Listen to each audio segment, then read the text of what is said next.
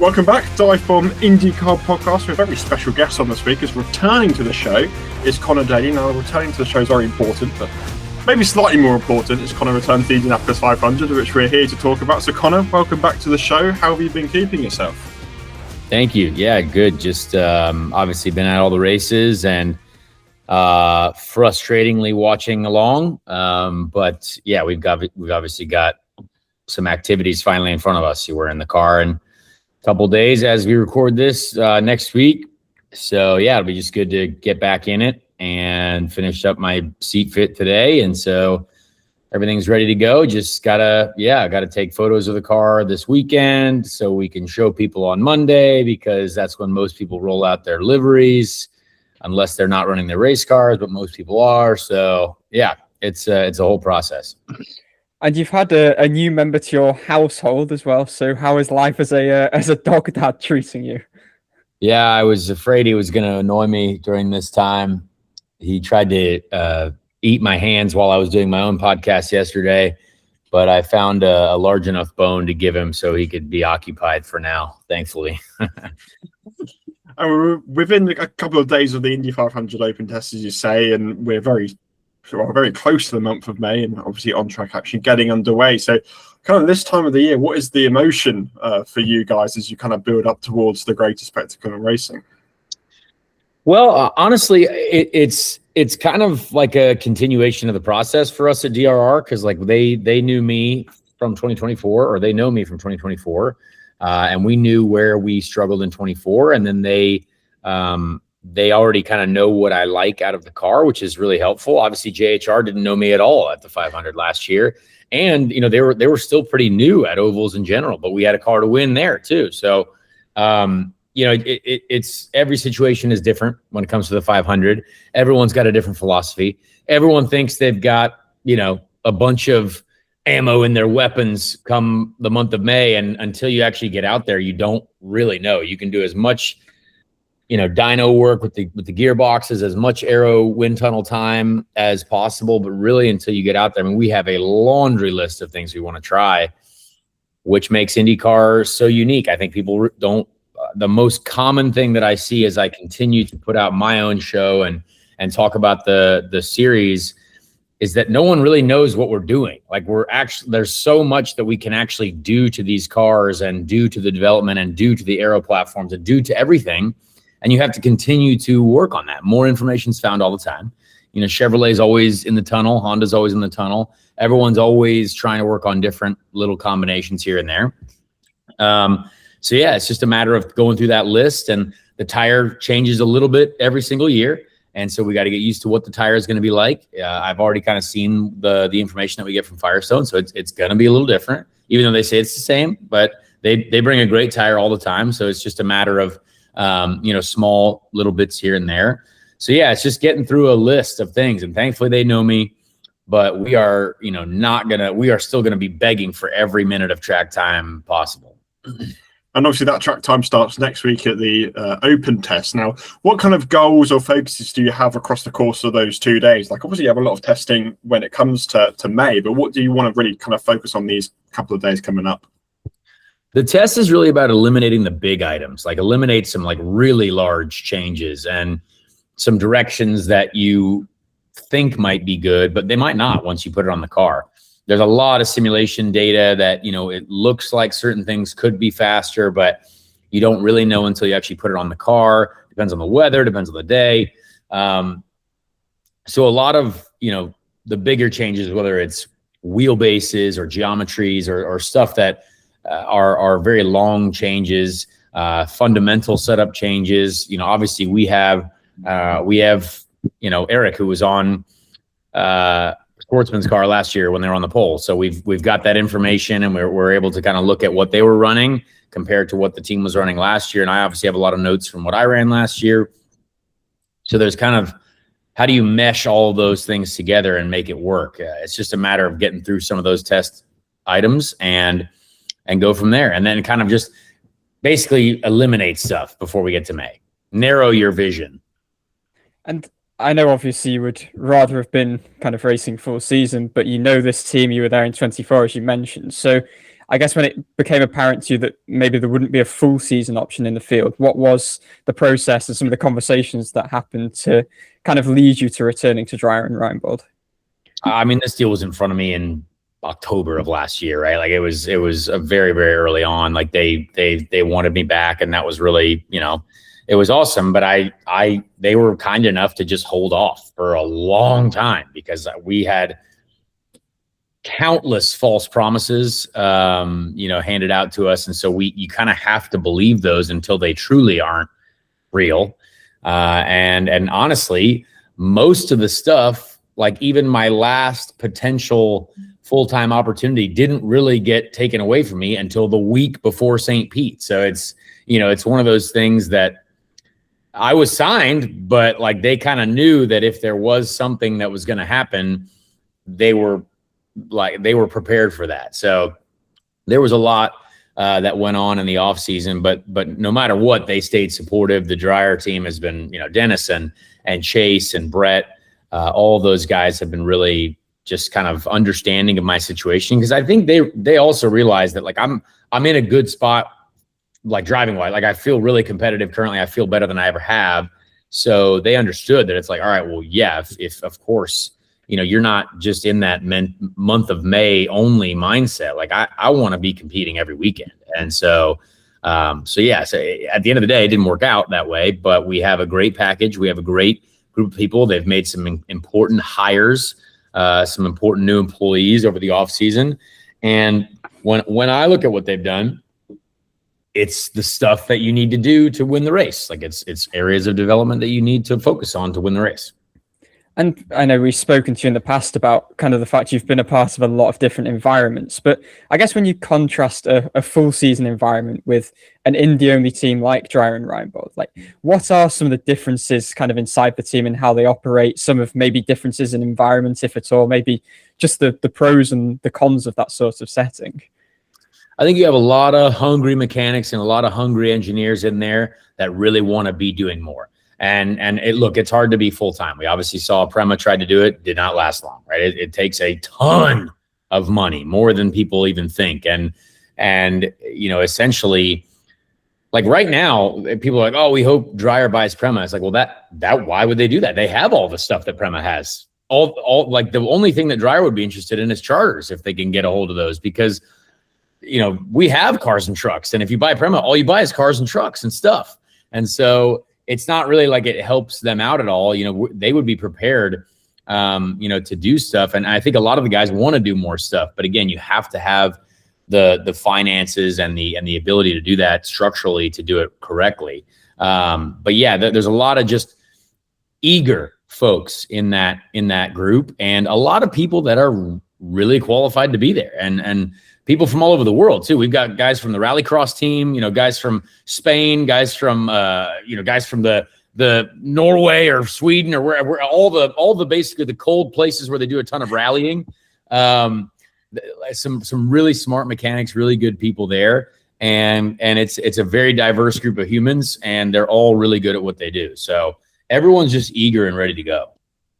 And I know a lot of the drivers across the course of the last couple of years have said the real benefit of racing for Dreyer and Reinbold at the Indy 500 is that your attention is fully focused in May. You didn't have another 4 or 5 rounds prior to the Indy 500. So what does your kind of preparation look like? That you say you've got more time to prepare as a team, kind of at maybe this stage of the season or even the past few months. What have you and the team been doing to focus just towards the Indy 500? Just a lot of stuff that I can't tell you. That's the team spends time in the tunnel, right? Like we go to the tunnel, we focus on some of the things that you can focus on to get raw speed out of the car. A lot of people talk about the gearboxes. The gearboxes are super important when it comes to just pure speed. And so when you focus on those things, when you focus, they have an entirely different damper program to when I was there 2 years ago, like a very fresh program there, which they say is much better. Which is, exciting for me because we were already in a very good position in 24 with these guys. And so, yeah, it's just a lot of the things that you continue to refine. There really is a never ending amount that you can do to these cars and the internals and a lot of things that are just, again, they are not structurally, like you're not going to see a different front wing on anyone's car, but like there is still so much to do within the realm of what you are allowed to do. So, So it's all that stuff. And then obviously pit stops that, they work on, how can we get the car to fill with fuel as fast as possible, right? Like everything is spec there, but it seems like always some of the best teams get fuel in faster than others, right? So it's a matter of dialing that in. It's a matter of getting the right, wheel guns that you want. Everything like that changes all the time. There's always new technology of that stuff. And that's, what I see out of this group. And they are so good at what they do, and they deserve to be full-time. But again, you kind of need to win that lottery to be able to make that happen, or get a charter somehow, which is also, they are very difficult to get. So obviously the positive is that you've landed at least this Indy only drive. I know people will probably want to know a bit more about what you spoke about earlier with the off season and some of the opportunities and maybe the efforts that you had to try and stay at JHR. So from what you can say, I know there's probably a lot that you can't divulge. What did the off season look like more generally in terms of possibly staying put, possibly going elsewhere beyond kind of obviously just what you've mentioned before? We had a great program in place. We raised a lot of money, honestly, more than I think I have in a really long time. And it just wasn't enough, essentially. There's a couple drivers that had a little bit more, and we're talking, it's a big number. And I had a big number. I thought, like, if I had the number that I had when I was a rookie, I'd be driving for Ganassi or like any one of the top teams, like easy. But yeah, times change. The sport's become a little bit more expensive. It's become a little bit more difficult to kind of dive into. We obviously see two really good drivers as well on the sidelines, in Linus Lundqvist and Callum Ilott. It's kind of surprising to see those guys on the side as well.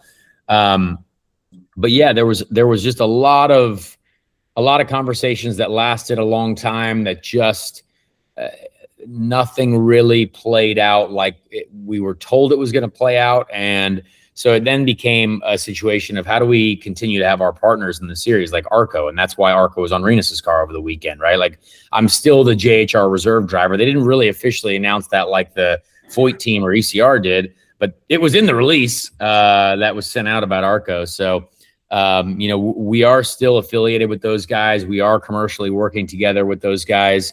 You will see some similar logos on the DRR cars and one of the JHR cars, like at the Indy 500, right? Like, there is some cross-pollinating there because we're trying to make sure we keep the business in the sport.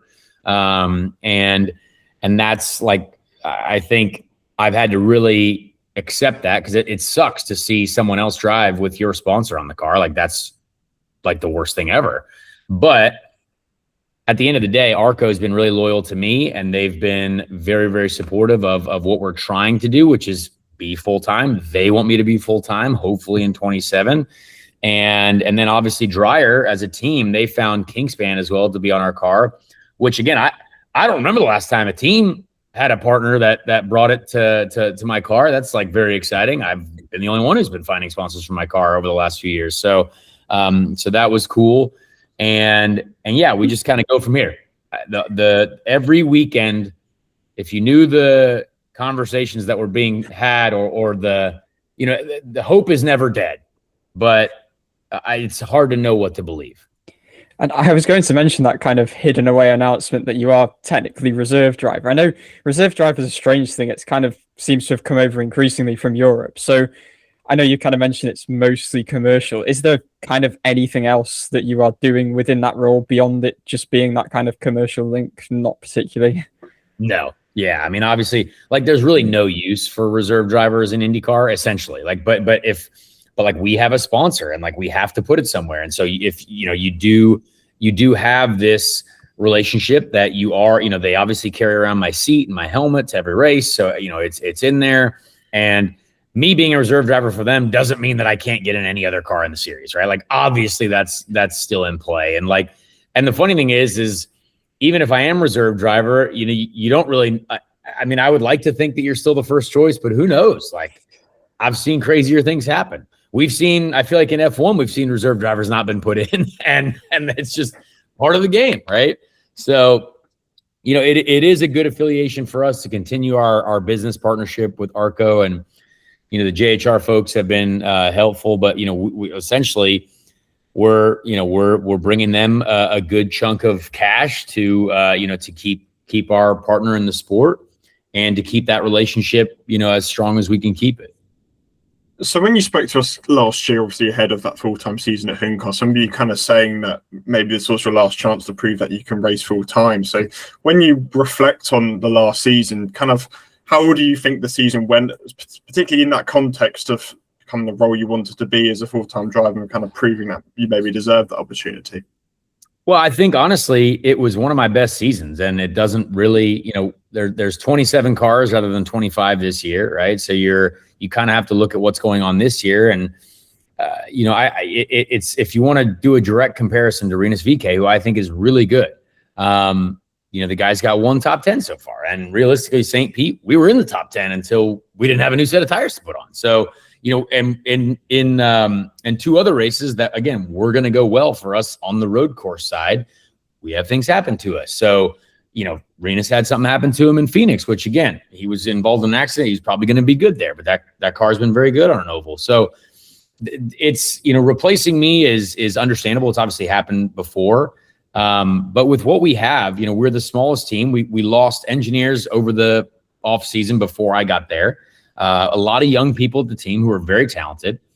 And it's, my teammate obviously was much further behind me in the championship than I was. So that's kind of one thing that you have to do. We almost won the 500. We should have won Gateway. We should have probably won at least one of the Iowa races. But all the small things add up, right? Small issues in the pits, small issues here and there. And the guys have done a great job over the offseason in getting their pit stops really good. Like Rinus has been really good in the pits there because those guys are really good. But sometimes it takes a little bit of equipment here and there, wheel guns, air jacks, all that stuff to kind of help. So I feel like I did the best job that I could. I mean, I put together more points than any driver has ever had for that team, the best finish for the team. I mean, people like to quote stats on me like, oh, he's never won a race. I'm like, okay, cool. I've had one teammate in my life ever win a race. One out of 136. So I've not been in winning positions.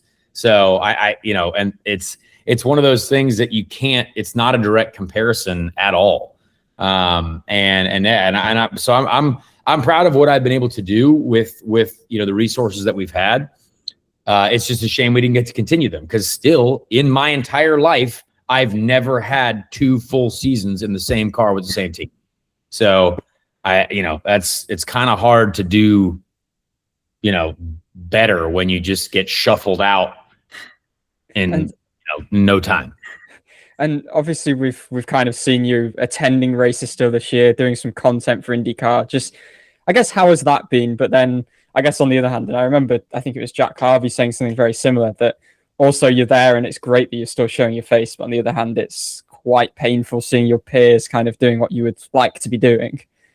Yeah, I mean, honestly, it's still going to be what puts food on my table for the rest of my life, right? Like I'm going to be doing something in racing, whether that's, TV or content or something. So once you're mentally okay with it, you just go there and it would feel a lot worse if all of a sudden the car that I was driving was like winning every race. Obviously, like that'd be like, oh, darn.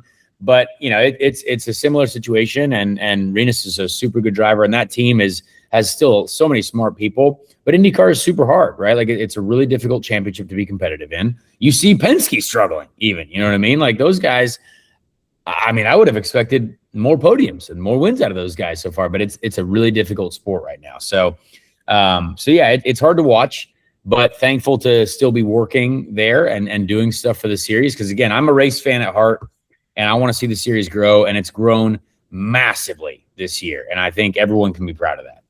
And you kind of mentioned getting to a point where you're mentally okay, or at least mentally kind of accepting it in some way. Like, are there any keys that you have to kind of not getting demoralized, to kind of keep being as persistent as you are? Like, what are the keys behind kind of staying that way?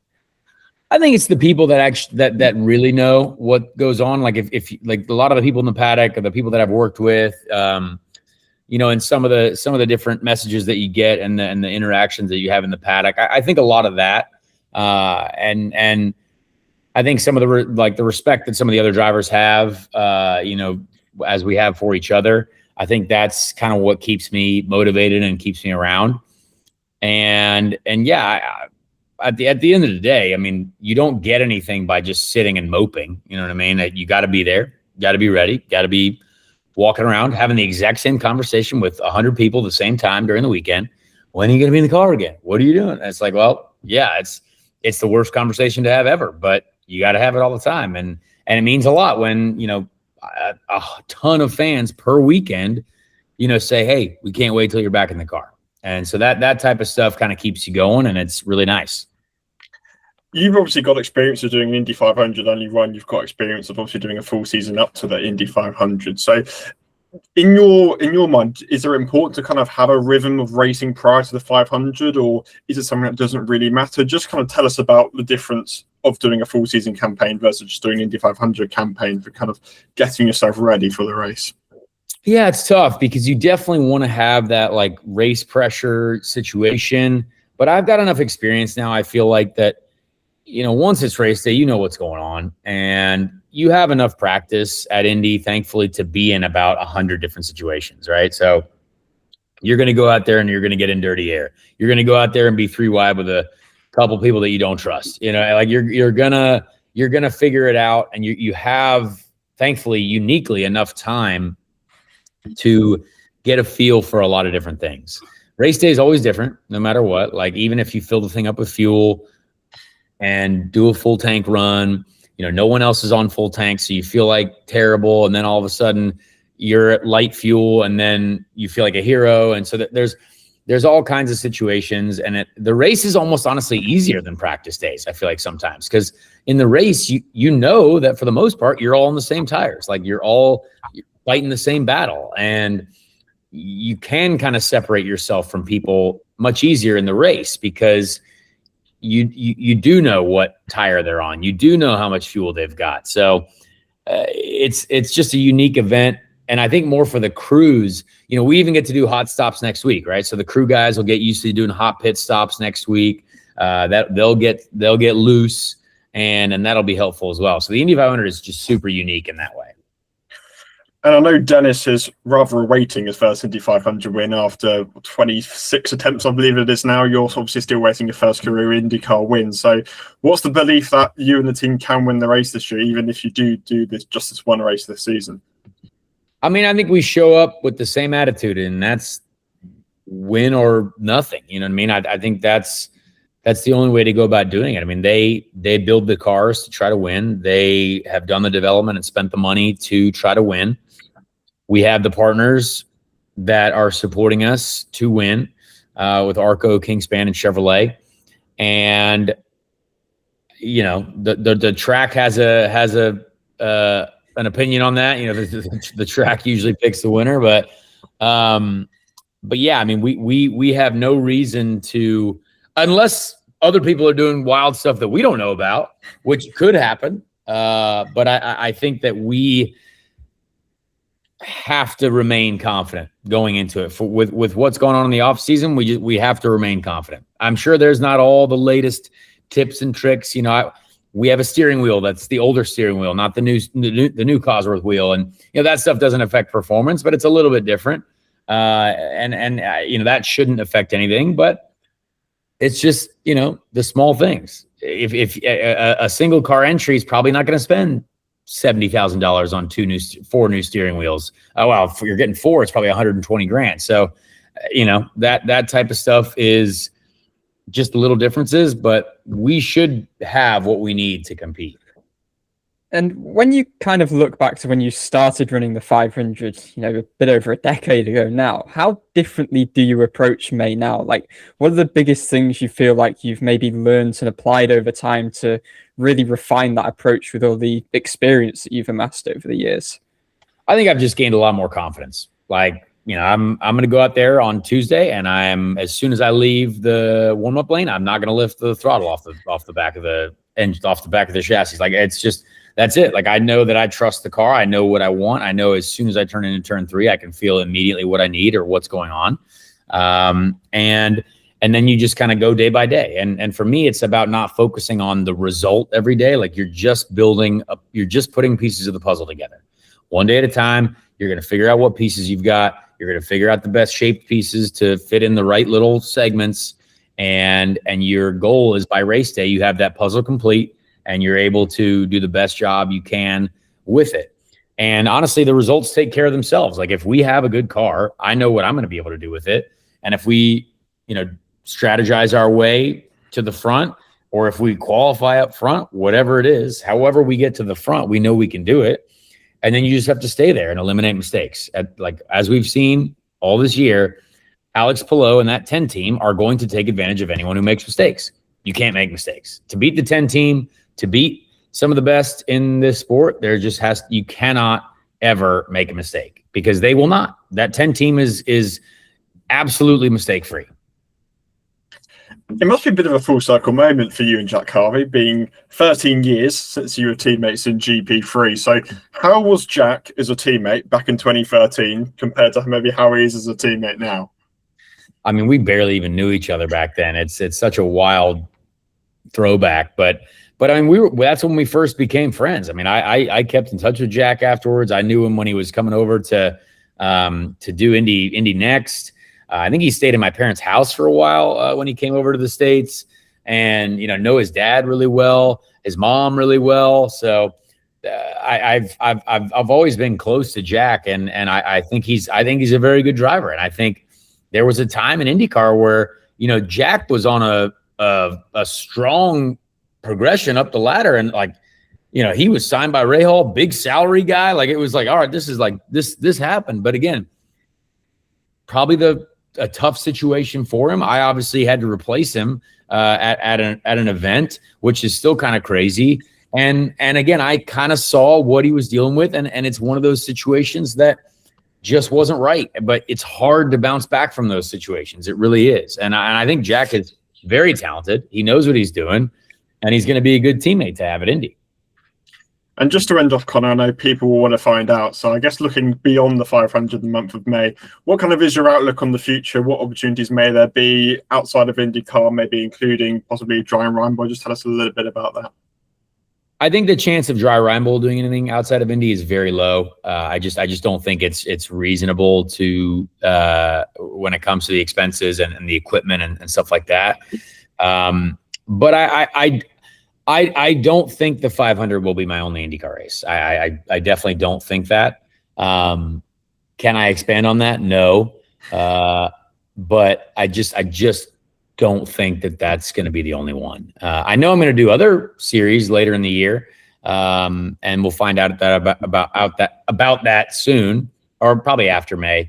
But the 500 itself has a way of kind of separating the year. Like after Indy, people start to think about other things. And then but you got to get through Indy, because everyone, and even anyone who brought money to the table, all that money is going towards the 500, right? Like that's the most sellable race. You're not going to see anyone replaced before Indy. Like that's never going to happen. And you might not see anyone replaced at all, but we've seen it way more often than ever in IndyCar lately. So I guess I feel confident that I'll end up doing more races where I have no idea. But I'm trying to create some for myself somehow. And yeah, all we can do is just go from Indy. And if I win the 500, maybe there'll be more opportunities. Who knows? Works in weird ways, doesn't it, motorsport? Anyway, Conor, great to have you back on the show. Even better to have you back at the Indianapolis 500. As you said, on-track action starts next week at the Open Test. So best of luck from all of us. Thank you so much.